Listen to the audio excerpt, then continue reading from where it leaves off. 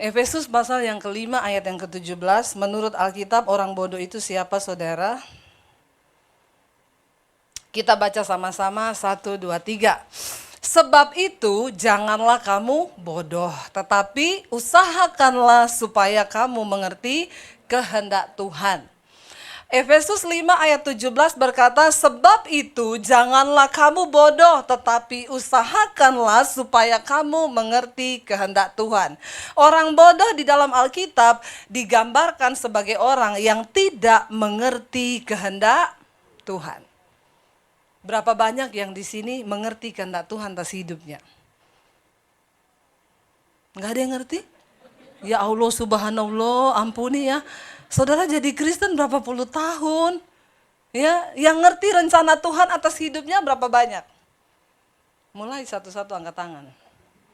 Ya, tapi kalau saya suruh jabarkan bisa ngerti nggak? Rencana Tuhan atas hidup kita apa? Karena banyak Kristen ikut-ikutan loh. Halo? Orang ke gereja ikut ke gereja, pelayanan ngapa pelayanan? Pokoknya ikut aja, ikut pelayanan. Ya, terus apa ini ya bayar perpuluhan ngapa? Katanya supaya diberkati, ikut bayar perpuluhan. Ya, kita ini banyak Kristen ikut-ikutan, ngaku apa ngaku. Bahkan banyak orang yang nggak ngerti loh kenapa dia ke gereja. Halo? Dan ini sangat menyedihkan ketika saudara tidak tahu kenapa saudara berada di sini hari ini. Makanya saya suka sedih lihat orang Kristen kalau ibadah, yang lain udah tenangis-nangis nyembah Tuhan, ada yang cuma lihat-lihat. Coba saudara, ya, engkau nggak ngerti kehendak Tuhan atas hidupmu. Dan ini mengerikan, amin. Alkitab firman Tuhan bilang, jangan engkau bodoh, tapi usahakanlah supaya kamu mengerti kehendak Tuhan. Orang yang gak ngerti kehendak Tuhan dalam hidupnya itu dikategorikan sebagai orang bodoh. Karena bagi sebagian orang hidup ini ya begini aja.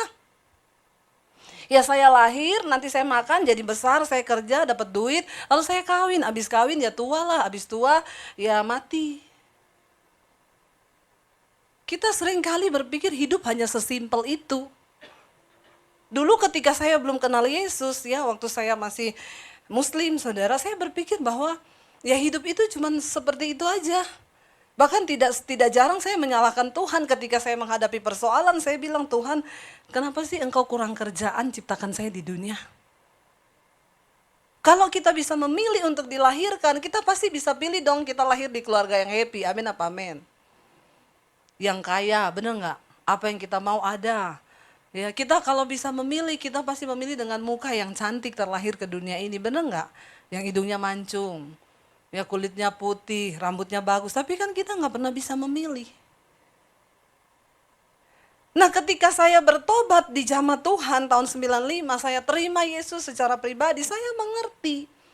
Ternyata Tuhan punya rencana dan kehendak untuk menciptakan saya di dunia ini. Benar nggak? Untuk apa kita ada di dunia? Tuhan punya rencana. Sudahkah engkau mengetahui rencana Tuhan atas hidupmu? Amin. Saudara, karena kalau kita nggak temui kehendak Tuhan dalam hidup kita, kita capek loh hidup di dunia ini, benar capek. Tapi ketika kita temui, Rasul Paulus adalah orang yang sudah menemukan rencana dan kehendak Tuhan atas hidupnya. Sehingga dia bisa berkata, bagiku hidup adalah memberi buah, bagi Kristus mati adalah sebuah keuntungan. Rasul Paulus menyadari itu, bahwa hidup bagi dia adalah berbuah bagi Kristus, mati adalah sebuah keuntungan. Ada banyak orang yang gak ngerti kehendak Tuhan. Coba kita mulai dari rumah tangga. Ketika kita terpancing untuk ribut, suami istri berantem, kehendak Tuhan bagi rumah tangga kita itu apa? Damai, sejahtera. Tapi kita lebih memilih berantem, ribut, atau bahkan sebagian orang memilih untuk bercerai. Apakah itu kehendak Tuhan? Kita bicara tentang kehendak Tuhan, saudara jangan berpikir yang terlalu muluk-muluk ya.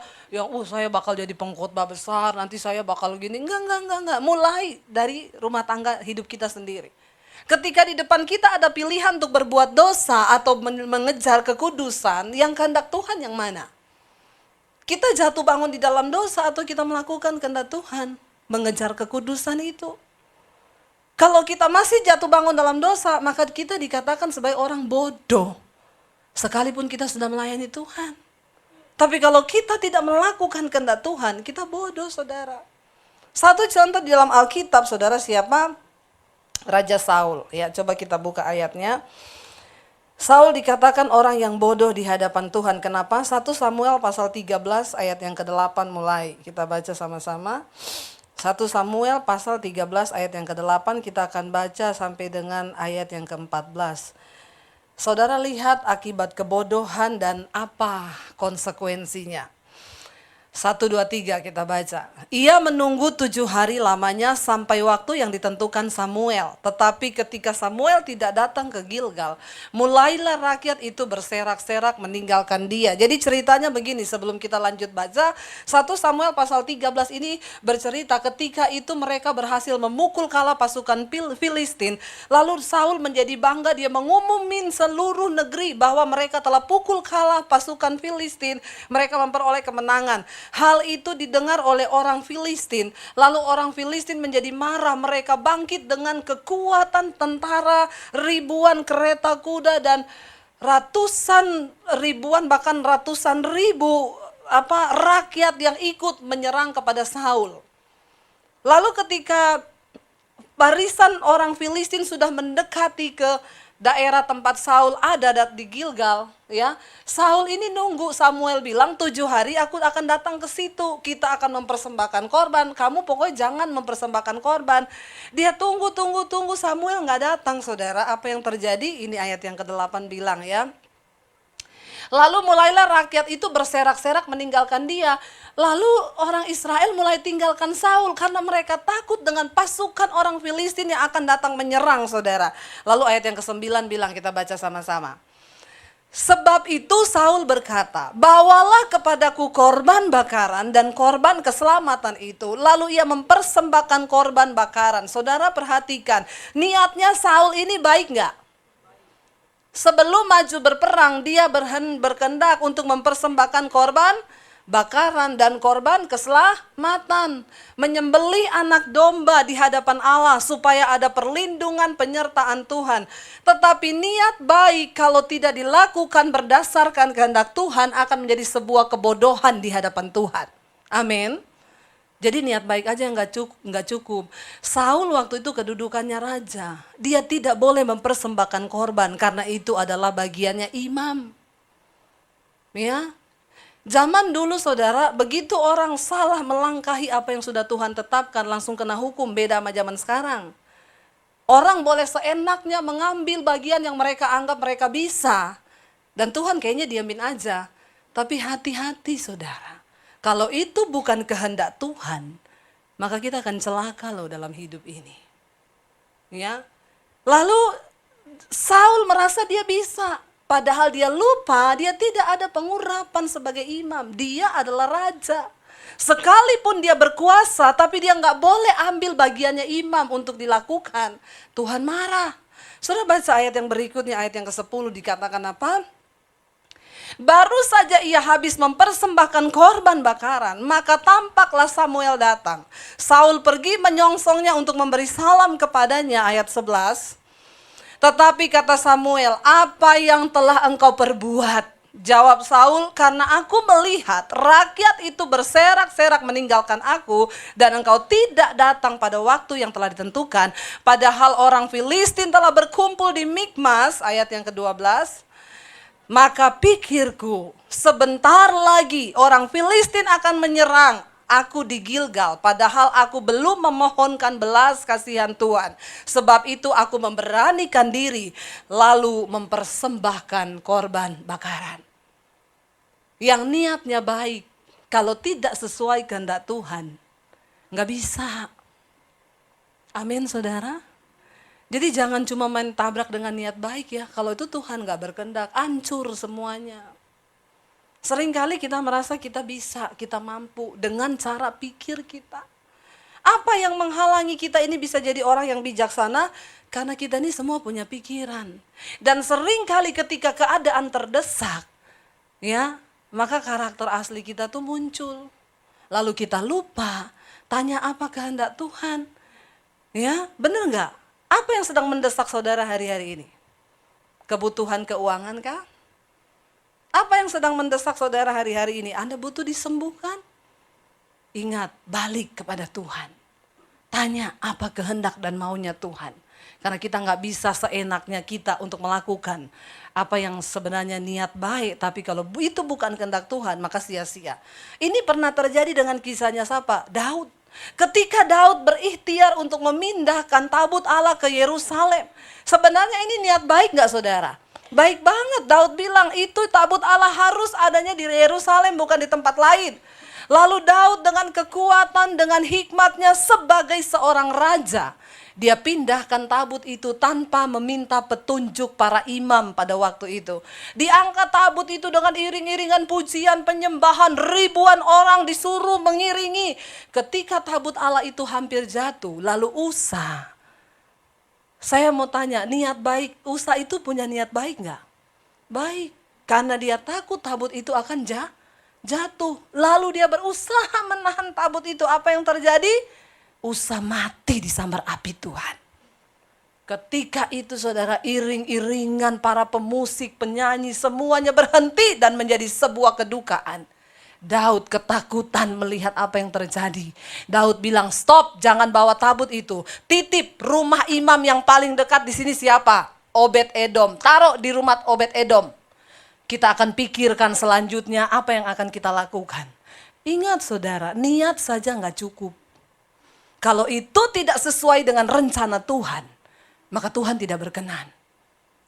Gereja hari-hari ini kita perlu berdoa banyak kepada Tuhan. Minta tuntunan Tuhan atas gereja ini apa? Minta tuntunan Tuhan atas kehidupan kita itu apa? Kita nggak bisa bergerak dengan kekuatan kita sendiri. Dan ketika gereja mulai bergerak dengan kekuatan pikirannya sendiri, maka apa yang akan terjadi? Stuck, saudara. Mungkin jemaatnya bertambah banyak, tapi pertumbuhan iman nggak ada di sana. Mungkin kita rajin ke gereja, tapi sudah nggak ada lagi hubungan pribadi dengan Tuhan. Lalu untuk apa engkau duduk setiap hari Minggu di bangku ini? Amin. Kita berdoa saudara, supaya gereja ini, khususnya di tempat ini, yuk kita minta pimpinan Tuhan. Rendahkan hati duduk di hadirat Tuhan. Tapi sekarang kebanyakan saudara semuanya pakai logika sendiri. Dijalankan dengan kekuatan sendiri, nggak bisa. Ini perkara rohani. Tidak bisa ditangani oleh manusia duniawi. Amin. Kita perlu pimpinan Tuhan. Dalam rumah tangga kita butuh pimpinan Tuhan. Di dalam pelayanan kita butuh pimpinan Tuhan. Lihat niat Daud baik. Akhirnya Daud pulang saudara ketika dia sudah tidak ada kepikiran lagi untuk memindahkan tabut. Dia akhirnya titip rumah Obed Edom diberkati luar biasa. Daud mendengar Obed Edom diberkati karena tabut itu. Lalu dia panggil imam.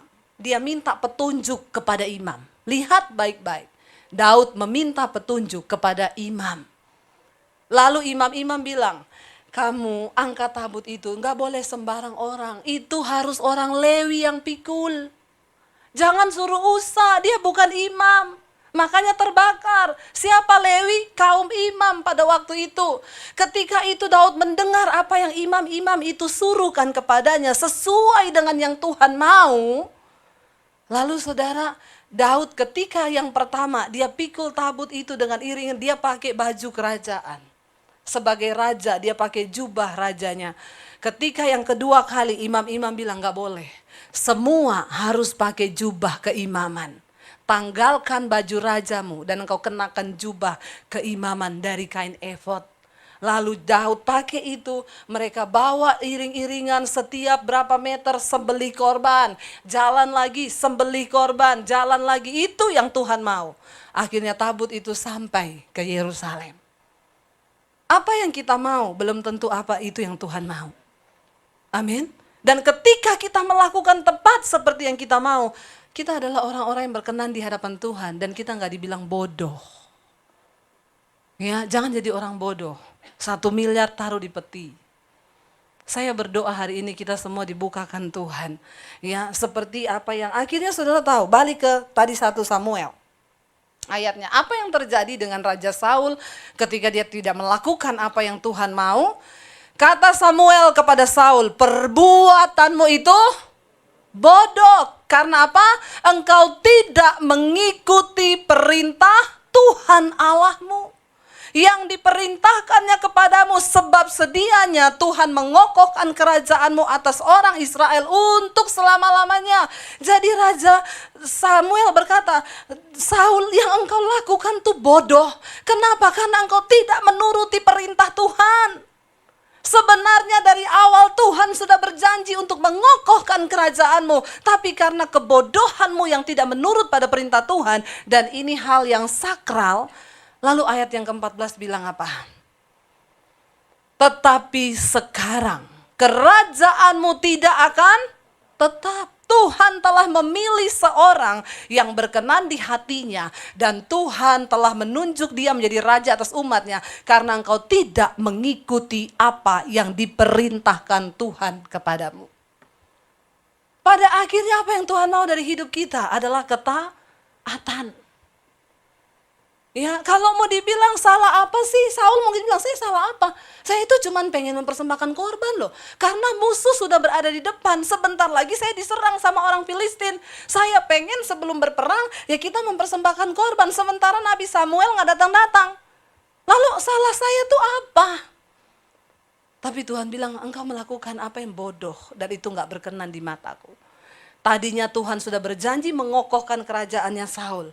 Saat itu juga Tuhan terpaksa langsung dapat pengganti Tuhan. Nggak lama-lama Samuel bilang, tetapi karena kebodohanmu itu, kerajaanmu tidak akan tetap. Dan Tuhan telah memilih seorang yang berkenan di hatinya. Amin saudara. Jangan paksakan apa yang bukan kehendak Tuhan. Yang muda-muda di sini yang belum menikah berdoa supaya engkau dapat jodoh yang sesuai kehendak Tuhan. Amin. Ya di belakang-belakang saya belum pada nikah itu. Ya, di atas 30 tahun Tuhan lepas tangan loh. Ya, berdoa supaya dapat yang sesuai kehendak Tuhan. Ya, bukan apa yang kita mau, tapi apa yang Tuhan mau. Karena hidup ini bukan hanya tentang apa yang kita mau, tapi apa yang Tuhan mau. Dan ketika apa yang Tuhan mau itu saya ingat ketika saya di Solo, Tuhan mau bawa saya ke Jakarta, waktu itu saya bergumul saudara. Tahu-tahu berapa hari itu nangis terus saya, nggak ada sebab, nggak ada apa, ya bukan lagi masalah keuangan, nangis terus. Lagi pelayanan nangis, lagi di mana nangis, di jalan nangis, di rumah nangis. Saya pikir ada apa ya? Akhirnya saya ambil satu komitmen untuk doa puasa saudara. Saya pengen tanya Tuhan apa yang Tuhan mau. Lalu saya ambil doa puasa, saya masuk ke menara doa, saya berdoa. Tuhan, saya tahu engkau mau sampein sesuatu, sampai saya rasa begini terus tiap hari nangis. Ada apa Tuhan? Waktu saya doa saudara, saya dapatkan hati Tuhan. Tuhan berkata gini. Aku ingin hari-hari ini hamba-hambaku berdiri di atas dasar kebenaran. Aku akan membawa engkau keluar dari kota ini. Saya bilang, keluar dari kota ini saya tolak dalam nama Yesus. Karena saya baru beli rumah di Solo saudara. Dan kita tuh lagi menikmati rumah baru. Ya kenapa Tuhan mau bawa saya keluar? Saya pendam itu sendiri saudara. Menjadi sebuah pergumulan di hati saya gitu ya. Saya pendam. Satu saat iseng saya tanya sama suami saya gini, perasaanmu hari-hari ini pelayanan kita gimana? Dia bilang gini, aku ya jujur loh kalau aku rasa hari-hari ini aku stuck. Terus maksudmu kayaknya Tuhan mau bawa kita keluar ya dari kota ini. Saya langsung tengking dalam nama Yesus. Ternyata dia juga dapat yang sama. Dan itu benar-benar saudara kita gak mau. Mikir anak saya 3 udah sekolah lagi. Aduh mau pindah, akhirnya kita berdoa gini, beneran gak ya Tuhan mau bawa kita ya? Kira-kira kalau Tuhan bawa kita kemana, pindah kita kemana ya? Kata suami saya, kayaknya ke Batam. Kenapa ke Batam? Dia bilang, dulu aku pernah dapat panggilan untuk pelayanan di Batam. Waktu selesai sekolah Alkitab, kata suami saya. Saya bilang, kalau gak ke Batam kemana? Dia bilang, dulu kan di Jakarta ada pendeta, tawarin kita pindah ke Jakarta. Tapi waktu itu kita juga tolak. Enggak Pak, kita di Solo. Kenapa? Kita udah beli rumah di Solo. Kayaknya kalau udah punya rumah udah menetap banget di situ ya. Tapi pendeta itu bilang gini, enggak, kalian tuh bukan di Solo. Satu saat kalau kalian berubah pikiran, hubungi saya. Kasih tahu kalau kalian mau pindah ke Jakarta. Jadi kita berunding gini, apa itu pendeta kali ya? Yaudah gini aja deh, kita juga melangkah ya. SMS aja pendeta itu. Ya, masih berlaku enggak tawarannya? Saya cari nomor HP-nya di HP saya saudara, nggak ada. Ternyata kesimpan di HP yang lama. Karena orang penting itu nggak ganti nomor, tapi ganti HP. Amin. Orang nggak penting ganti nomor terus. Tiap ditelepon, telepon yang Anda tuju, nomornya sudah ganti. Ya, apalagi telepon yang Anda tuju sudah berubah. Tapi orang penting ingat ya, ganti HP, amin. Tapi orang nggak penting ganti. Tapi sekarang nomor udah diregistrasi, jadi Anda nggak bisa gonta-ganti lagi. Bener nggak? Nomor kalau udah diregistrasi, nelpon ke HP saya, walaupun saya belum punya nama orang itu, masuk langsung ketulis Nurmin Hayati. Dia telepon, saya langsung bilang, iya Ibu Nurmin. Loh kok Ibu tahu? Ada deh. Padahal karena sudah diregistrasi. Jadi itu khususnya sekarang ini biar nggak ada penipuan, nggak ada apa. Saya cari nomornya udah nggak ada. Terus suami saya bilang gini, gampang saya. Ntar saya mintain di gereja, karena kan dia sering diundang tuh di gereja kita. Saya bilang gini, jangan diminta. Terus kita jadikan ini tanda. Kalau Tuhan mau bawa kita benar pindah ke Jakarta, Tuhan yang kirim itu nomor. Saudara, kira-kira susah nggak? Tuhan kirim nomor susah nggak? Nggak usah sok beriman. Saya tanya pakai logika ini, kira-kira susah nggak pakai logika? Sok beriman semua enggak. Padahal coba di rumah pikir, iya juga ya, susah loh itu. Ya, lo bener nggak? Ya secara logika susah loh. Bagaimana caranya coba Tuhan bawa nomor? Jadi saya sengaja pilih cara yang susah. Saya bilang gini, Tuhan sorry ya, saya bukan kepala batu loh. Tapi saya pengen tahu ini kehendakmu atau karena kita ini merasa stuck atau apa, kan bisa emosi sesaat kan? Emosi jiwa kan ada kan? Jadi saya bilang, lah ini kan kita nggak salah. Tuhan, Engkau kan maha sanggup, Engkau maha kuasa, Engkau maha besar. Tidak ada yang sulit bagi Tuhan bawa nomor itu ke sini. Suatu suami saya gini, iya juga ya. Iya, kita jadikan tanda. Seminggu berlalu nggak ada apa-apa, 2 minggu berlalu nggak ada apa-apa, sebulan nggak terjadi apa-apa. Kita tunggu terus saudara. Tiba-tiba ada teman suami saya datang mampir ke rumah. Dia lihat-lihat di komputer, dia bilang, ih banyak lagu-lagu rohani ya. Besok aku bawa flash disk ke sini, titip ya, kopiin semua lagu rohani yang ada di komputermu. Aku mau pakai buat di gereja aku tuh lagu-lagunya baru. Kata suami saya, iya bawa aja. Besoknya dia ke rumah bawa flash disk. Suami saya bilang taruh aja di meja. Lama dia nggak buka saudara. Ya, udah berapa minggu dia baru, oh iya ya saya disuruh kopiin, iya deh saya kopi deh. Malam-malam dia di kantor, di depan, di rumah kita dulu di depan tuh ada kantor saudara. Karena kita dulu bikin penerbitan buku saudara ya. Lalu dia malam-malam tiba-tiba teriak, sini. Saya pikir dia lihat setan. Malam-malam soalnya jam 11 malam, saya bilang, ngapa? Ada apa? Ada setan? Enggak, sini. Dia tunjukin di komputer. Waktu dia buka flash disknya itu ada file di situ, nama hamba Tuhan plus nomor telepon. Pas diklik, nomor 1 namanya pendeta itu. Memang tidak susah bagi Tuhan ya. Sekarang saya baru akui. Lo bener, ya ampun saya langsung subhanallah. Lo bener gak saudara? Karena waduh jangan sampai ini jadi kenyataan Tuhan. Lalu suami saya bilang, SMS. Saya SMS, Pak ini Daniel Debbie di Solo. Dulu Bapak tawarin kita ke Jakarta, masih berlaku gak tawarannya? Dia gak balas saudara. Seminggu, 2 minggu gak dibalas. Saya SMS lagi, kata suami saya gini, telepon gak usah, SMS aja. Kalau memang dia masih aktif kan mesti dia baca. Bener gak? Ya iya juga ya. Kan saya udah SMS berkali-kali. Gak mau telepon, gak usah. Orang saya berharap ini batal. Bener nggak? Karena udah nggak kepikiran nih kalau pindah bagaimana memulai dari nol. Aduh tuh nggak gampang. Nggak lama saya lagi pelayanan, suami pelayanan di gereja, suami saya telepon, kamu habis pelayanan ke gereja ya? Kenapa? Ada bapak itu di sini. Pendetanya di Jakarta, iya. Kita ketemu ya. Ya udah. Saya datang ke gereja. Selesai acara, dia datang tanpa pemberitahuan saudara, mendadak juga dia datang. Saya bilang ini, Pak, saya boleh ketemu sama suami mau ngobrol? Iya, saya juga mau ketemu kalian.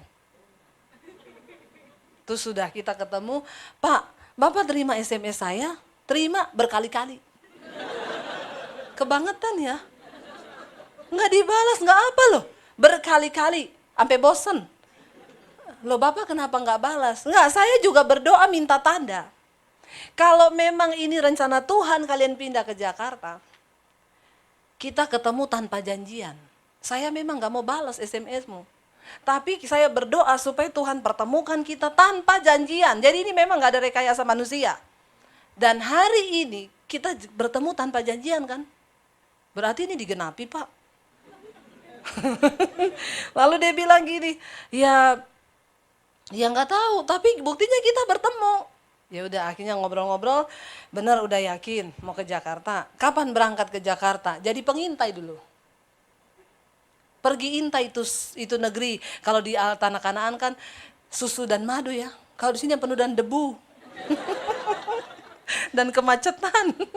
Yo jujur saudara, di Indonesia ini orang itu kalau hidup di Solo itu enak, tentram, damai, aman. Masuk di majalah Times yang beredar di seluruh dunia, di Indonesia untuk wilayah Bali itu terbaik untuk spirit. Orang kalau mau pergi ketemu Tuhan, pergilah di Bali, keadaannya tenang. Jakarta, salah satu kota yang terbaik di dunia untuk jiwa, terutama melatih kesabaran. Loh ini bener loh, saya nggak bercanda loh, masuk di majalah Times loh. Jadi ada yang tinggal di Jakarta nggak sabar-sabar kebangetan. Karena pariwisatawan dunia datang ke sini untuk melatih kesabaran. Lu bener, karena makanya mereka bule-bule itu kalau jalan di jalan diklaksonin sama bajai, pem. Dia udah tahu melatih kesabaran. Amin. Jadi siapa yang mau datang ke Jakarta? Ya udah saya berdoa, ya Pak, ya udah kita berangkat jadi pengintai ke Jakarta. Sampai di Jakarta saya ikut pelayanannya dia, ketemu jemaat, pendoa, anaknya narkoba, suaminya selingkuh. Ketemu lagi pelayan Tuhan mau cerai sama suaminya. Saya bilang sama suami saya, ini Jakarta ini memang begini kah? Jadi saya bilang sama suami, ya jujur ya secara spirit, peperanganku tuh di sini. Karena di Solo itu jemaatnya ayam-ayam. Lo bener, di Solo itu jarang orang selingkuh, keluarga itu yang gak bahagia banget, tapi juga gak berantem. Jadi di Solo itu pokoknya adem-adem ayam aja. Sama Tuhan ya nggak sungguh-sungguh, tapi ya nggak kebangetan murka gitu, nggak murtad, nggak. Jadi ya suam-suam gitu. Tapi kalau di sini kan kelihatan banget saudara, ya bener-bener yang peperangan itu, wah saya bilang sama suami kalau secara roh saya di sini. Lalu saya bergumul, pulang ke Solo, pendeta itu bilang pulang, berunding berdua, tanya Tuhan lagi. Kita pulang di Solo bergumul. Lalu kata saya sama suami, kalau kamu gimana? Dapatnya apa? Ya gini loh Say, kamu tuh kan perempuan. Perempuan itu gak pernah berpikir pakai logika. Kalau aku ini berpikir, ya kalau kita pindah di Jakarta, terus sumber keuangan kita dari mana? Terus saya tuh lagi nyicil rumah kan kita di Solo. Itu pendeta kan gak kasih kita keputusan, dia kasih kita berapa tiap bulan, gak ada. Jadi benar-benar harus pakai mata iman. Jadi kata suami saya gini ya, jadi ya kalau aku sih pertimbangan dulu ya. Nah di sini ini kan dia bilang di Solo itu kan dia koordinator musik. Adalah persembahan setiap bulan, walaupun dia bukan full timer, tapi dia dapat persembahan tiap bulan. Dia bilang ini yang aku pakai buat bayar cicilan rumah. Nah kalau kita pindah, terus di sana nggak ada jaminan apa-apa, terus kita nggak bisa bayar rumah. Dan kita kan belum bisa bawa anak 3. Saya bergumul lagi, Tuhan, nggak usah deh di sini aja, ya. Jadi kita berdoa, bergumul.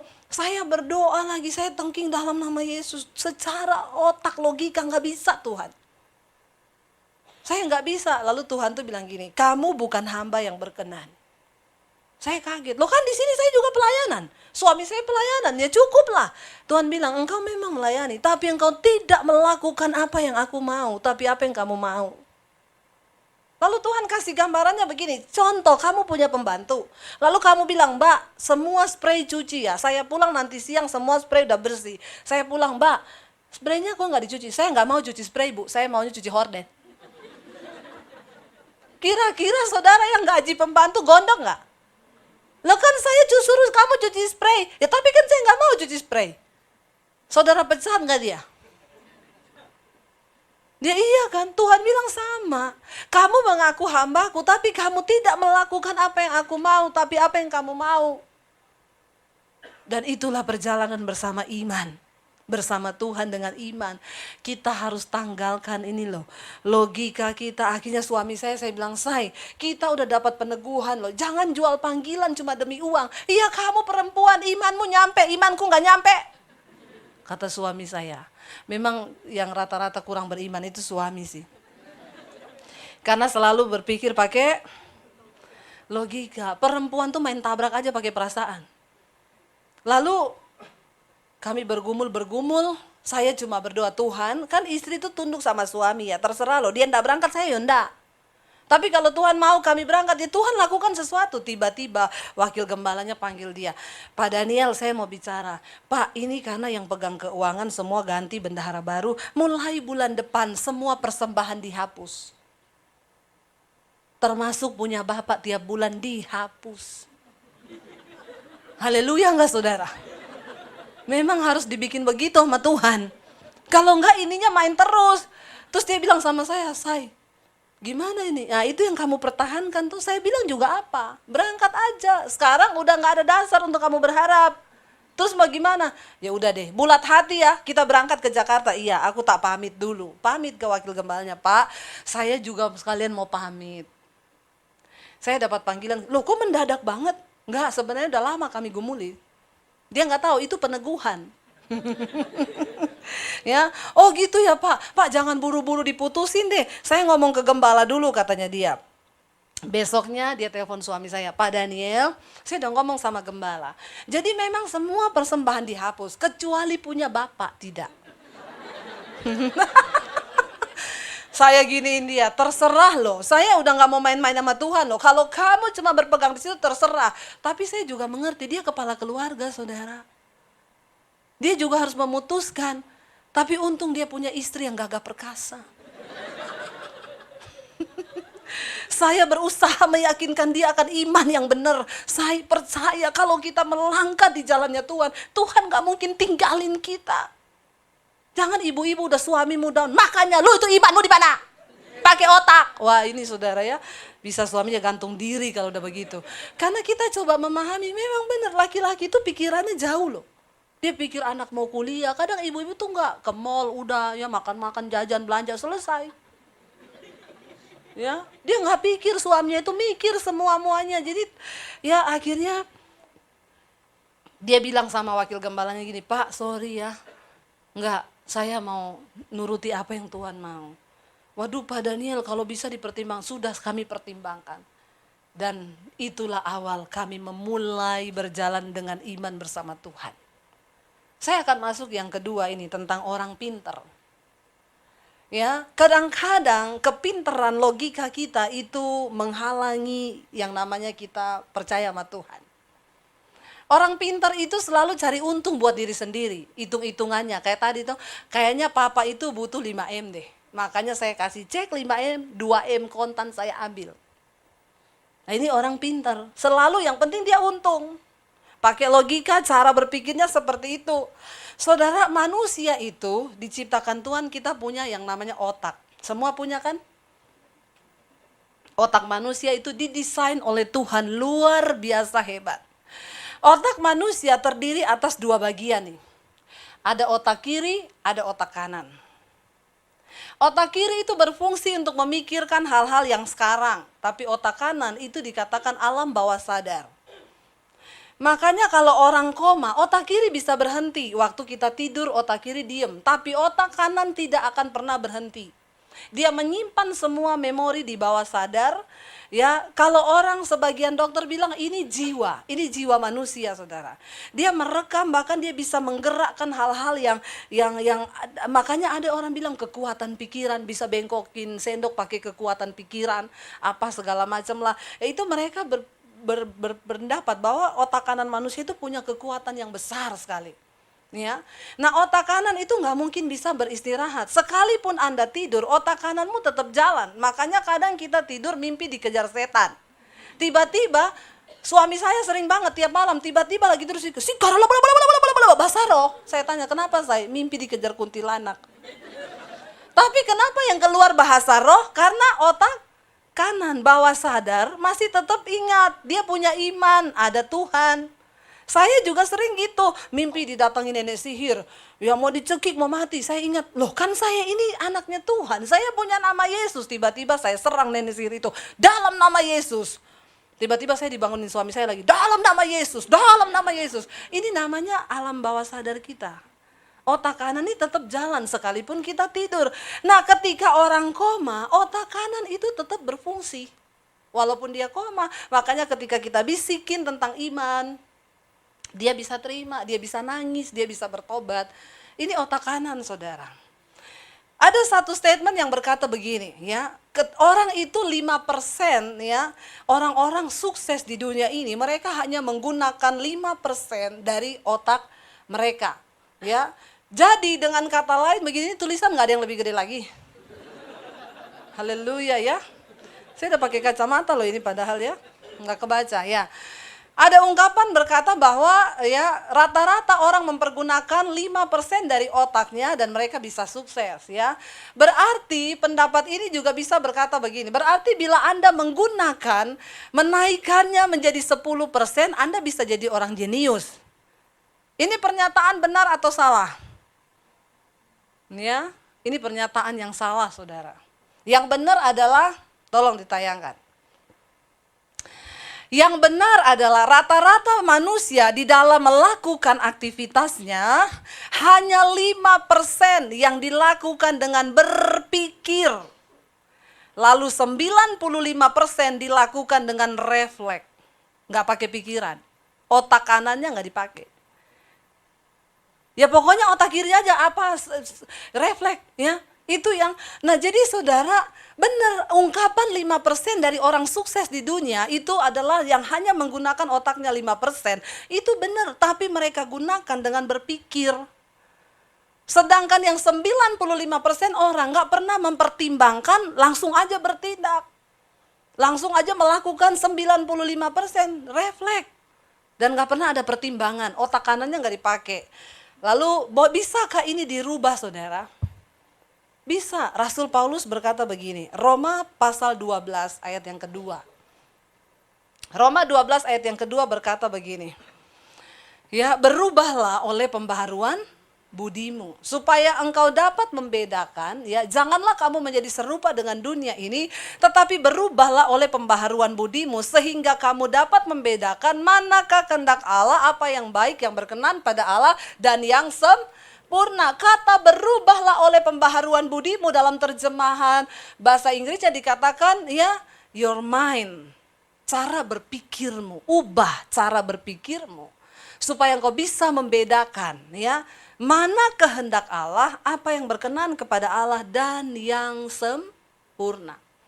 Jadi saudara, otak kanan itu merekam semua yang engkau dengar, termasuk kenapa kita ada di gereja ini, kita lagi belajar menanamkan segala yang baik di dalam otak kanan kita. Firman yang saudara dengar, rekam itu di bawah alam bawah sadarmu, sehingga ketika engkau menghadapi pertempuran, peperangan, pergumulan, firman itu bisa keluar. Itu yang mempengaruhi hidupmu dan mengubah. Jadi begini saudara, apa yang engkau pikirkan, coba tayangkan gambarnya yang satu. Apa yang engkau pikirkan, itulah engkau ya. You are what you think. Kamu adalah apa yang kamu pikirkan. Kalau engkau terus berpikir tentang ketakutan, maka engkau jadi seorang penakut. Ini dipakai oleh orang-orang sukses yang namanya motivator. Tapi mereka itu pakai yang secara dunia. Nah kita, yang kita tanamkan di pikiran kita adalah firman Tuhan. Engkau akan menjadi seperti yang engkau pikirkan. Kalau engkau pikirkan terus ya takut melangkah, maka engkau jadi gagal. Makanya orang-orang motivator itu bilang, pikirkan engkau sukses. Bilang engkau pasti sukses. Sampai alam bawah sadarmu mendengar. Ya itu kalau kita ikut seminar-seminar motivator tuh begitu, berdiri bilang, aku sukses, aku sukses, aku sukses. Didengungkan terus. Ini yang Alkitab bilang, pikirkanlah semua yang baik, yang manis, yang patut dipuji, yang disebut kebajikan, ya, yang baik, yang manis, yang suci, yang agung, yang kudus. Pikirkanlah semuanya itu, kata firman Tuhan. Supaya pikiran kita ini berubah. Kenapa saudara? Karena ketika cara berpikirmu berubah, pikiran itu akan berbuah menjadi kehendak. Ketika kehendak itu terus dipupuk, dia berbuah menjadi sebuah tindakan. Dari tindakan itu berubah menjadi karakter. Karakter yang terus dilakukan berubah menjadi perilaku atau sifat. Sifat yang terus-menerus dilakukan dinamakan kebiasaan. Kebiasaan melahirkan nasib. Ya, ketika itu menjadi kebiasaanmu setiap hari, ya maka nasibmu seperti itu. Nggak ada orang diciptakan dengan nasib miskin. Amin. Tapi kalau mentalnya, cara berpikirnya miskin, ya jadi miskin benar. Tapi ketika engkau merubah cara berpikirmu, saya dulu pernah baca kisah suksesnya Andre Wongso, saudara. Dia motivator hebat, kalau diundang tuh ratusan juta bayarannya. Dia itu cuman anaknya seorang tukang jual pisang goreng di sekolah. Waktu itu dia nggak bisa bayar sekolah, lalu gurunya ya panggil mamahnya, ini dia nggak bisa lanjutin sekolah lagi ya, dia udah nggak bisa bayar sekolah dan juga kayaknya otaknya juga pas-pasan. Jadi ya udah kita keluarin dia. Mamanya memohon tolong kasih Andre kesempatan untuk sekolah. Akhirnya dia dapat beasiswa lalu dia bisa sekolah. Ya lalu mamanya bawa dia ke peramal. Waktu peramal baca garis tangannya, dia bilang gini, ini anak ditakdirkan nasibnya miskin. Sial. Udah ibu nggak usah repot-repot sekolahin karena dia nggak bakal jadi apa-apa. Dia nih nasibnya ditakdirkan miskin. Mamahnya bilang enggak, dia pasti bisa. Dengan semangat saudara dia berusaha, dia berubah dan dia sekarang jadi motivator hebat. Sekali undang ratusan juta saudara. Apa yang dibilang nasib? Tidak. Ketika engkau mengubah cara berpikirmu. Kita sudah dengar banyak kesaksian, siapa? Nick yang badannya cuma separuh. Dulu mau bunuh diri, terjun di kolam renang karena merasa nggak berharga. Tapi karena cinta dan penerimaan orang tua yang selalu peluk dia dan ngomong kamu berharga buat mama papa. Lalu dia bangkitkan dirinya. Dia bilang saya tidak akan tenggelam dalam keputusasaan dengan kondisi tubuh yang cacat ini. Tapi saya bisa melakukan sesuatu. Dia rubah cara berpikirnya. Makanya Alkitab bilang berubahlah oleh pembaharuan budimu. Hari ini apa yang bisa merubah budi kita? Tidak lain tidak bukan adalah firman Tuhan. Ucapkan firman. Kenapa kita ada di gereja ini? Ya, kenapa kita nyanyikan lagu? Kenapa kita dengar firman? Ini gunanya untuk mencuci loh. Otak kita ini kita masukin dengan hal-hal yang positif yang dari Tuhan. Bahwa Tuhan itu sanggup. Kita nyanyikan pujian tadi, ya pujian-pujian yang kita nyanyikan itu kan bisa merubah ya. Misalnya kita nyanyi mungkin ku tak mengerti apa yang ku alami, namun ku yakin Tuhan punya rancangan terbaik. Makanya kalau nyanyi, tolong pakai ekspresi, dengan pikiranmu engkau nyanyi. Amin. Jangan cuma nyanyi baca, pertolonganku datang darimu, Yesus yang ku percaya. Sebaliknya pemain musik juga yang main dengan hati dan pikiran itu terlihat. Ya, ketika dia main biola sambil tutup mata, dia juga di hati dan pikiran yang tak na na na na na. Tapi coba kalau ada main biola na na na na na na, itu kan saudara juga terasa kan? Dia tidak menjiwai, benar nggak? Ada pemain keyboard yang main piano misalnya, lagi main terus, ya itu kan biasa tuh kalau jiwanya main, dia juga ikut soul. Makanya orang tuh bilang gini, beda ya mainnya, ada soulnya.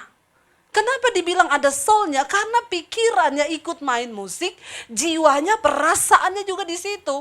Amin, saudara. Itu kita bisa lihat di situ, ya dia main tadi piano mainnya, dia sambil meresapi apa yang dia mainkan, itu pasti beda. Kita rasakan sesuatu yang berbeda. Sebaliknya jemaat juga, engkau nyanyi cuma nyanyi, maaf Anda pulang gak dapat apa-apa. Itu yang Alkitab bilang engkau bodoh, gak ngerti kehendak Tuhan.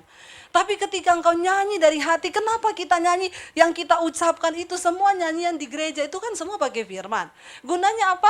Waktu engkau menghadapi tekanan, engkau merasa tidak mampu lagi, setan bilang keadaanmu buruk, kamu tidak bisa bangkit. Tiba-tiba engkau ingat dari alam bawah sadarmu, engkau pernah nyanyikan pujian yang sesuai dengan firman. Yang tak mungkin bagiku, semua mungkin bagimu. Amin. Itu karena cara berpikirmu diubah. Apa Apa yang kau isi di pikiranmu, itu yang akan memerintah engkau melakukan sesuatu menjadi tindakan, lalu itu menjadi nasib. Orang kalau tiap hari nonton film porno, otaknya porno terus. Lihat kambing, gak pakai celana tuh kambing. Ya memang kambing dari dulu gak pakai celana. Hello, bener gak? Tapi ketika engkau taruh di otak itu firman, ya ketika engkau sedang dalam putus asa, firman itu berbicara. Apa yang tidak mungkin bagi manusia itu sanggup dilakukan oleh Allah. Makanya Rasul Paulus bilang begini. Ya, coba saya kasih satu ayat ya. Saudara belum bosan kan? Saya aja masih berapi-api loh. Ya, ayat 1 Filipi 3 ya, ayat yang ke-7 sampai ayat yang ke-8. Filipi 3 ayat 7 dan ayat yang ke-8 kita baca. Tetapi apa yang dahulu merupakan keuntungan bagiku, sekarang kuanggap rugi karena Kristus. Lalu ayat yang berikutnya, malahan segala sesuatu kuanggap rugi. Karena apa? Pengenalan akan Kristus Yesus Tuhanku lebih mulia daripada semuanya. Oleh karena dialah aku telah melepaskan semuanya itu dan menganggapnya sampah. Supaya apa? Aku memperoleh Kristus. Kenapa Rasul Paulus bisa bilang begini? Apa yang dulu merupakan keuntungan bagiku sekarang rugi karena pengenalan akan Kristus. Artinya cara berpikir mulai dirubah. Apa yang merubah dia? Pengenalan akan Kristus Yesus Tuhan. Karena dia baca Alkitab. Dia mulai merasa yang dulu itu kebodohan. Dulu bagi Rasul Paulus bunuh orang itu satu keuntungan loh. Dia pikir dia berbuat bakti kepada Allahnya. Tapi ketika dia mengenal firman kebenaran, dia mulai bilang, ternyata apa yang aku lakukan itu dulu itu kebodohan. Kuanggap rugi. Karena pengenalan akan Yesus Kristus Tuhan itu lebih berguna dari segala-galanya. Saudara, ayo kita jangan berhenti jadi Kristen pas-pasan di gereja. Tuhan udah mau datang, saudara. Berubahlah oleh pembaharuan budimu. Makanya Rasul Paulus berkata ayat yang ke 1 Korintus pasal 9 ayat 27. Ya, kali ini banyak ayat saudara, biar Anda yakin benar. Ya, dicatat, pulang ke rumah baca Alkitab, lagi tidak ada apa-apa, baca Alkitab di HP kan ada ya, baca sama-sama. Ini yang dilakukan Rasul Paulus. 1, 2, 3. Tetapi aku melatih tubuhku, menguasainya seluruhnya. Supaya apa? Sesudah memberitakan Injil kepada orang lain, jangan aku sendiri ditolak. Ini menjadi satu yang memotivasi Rasul Paulus untuk mengubah hidupnya. Dia takut ditolak sama Tuhan. Kalau sekerasnya Rasul Paulus aja takut ditolak, apalagi kita-kita ini. Halo. Saya undang para imam musik. Saudara, Rasul Paulus yang tiap hari dia bilang, setiap hari aku berada dalam bahaya maut karena nama Yesus. Aku dipenjara karena Yesus, aku dikaram kapal, aku dianiaya, aku mau dibunuh karena nama Yesus. Masih bilang, aku takut ditolak. Apalagi kita, penderitaannya kita sekarang ini apa? Yang alay-alay atau yang karena Kristus? Paling cuma gak bisa bayar cicilan, amin. Ya, penderitaan kita ini sekarang apa? Saya difitnah, paling cuma yang gitu-gitu. Ada di antara kita yang mau dibunuh karena nama Yesus? Gak ada kan? Kalau ada saya acungin jempol saudara. Ya kayaknya hari-hari ini orang mau dibunuh karena nama Yesus sudah gak ada loh. Rasul Paulus bilang satu hal yang memotivasi aku untuk melatih tubuh, menguasai, berubah seluruhnya. Kenapa?